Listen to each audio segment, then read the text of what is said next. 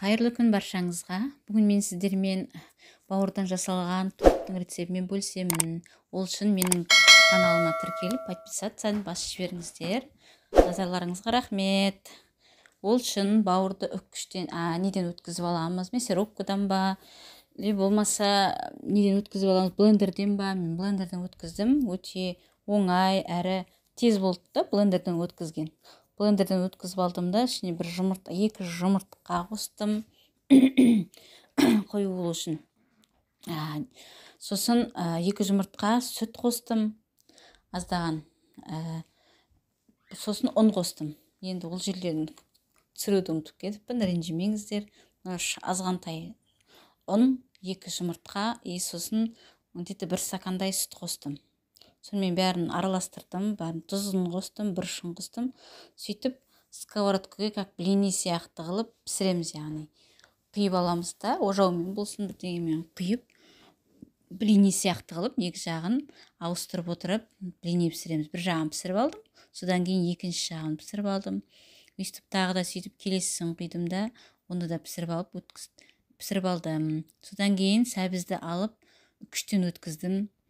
1 сәбізді алдым да өткіздім. Енді сосын 2 штук, 2 бас өткіздім. Чеснок өткіздім. Сол чеснок пен сәбізді күштен өткізіп,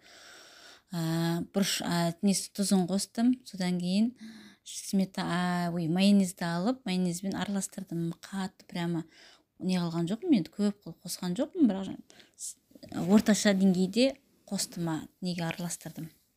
Сөйтіп араластырып болғаннан кейін нені алып, котлетімізді алып, жаңағы бір бетін алып, соған салдым. Одан кейін екінші бетін қойдым да, оған да азғантай не жақтым, майонез жақтым да, көп емес, енді қатты майлаған жоқпын, тек қана майонездің өзін жақтым.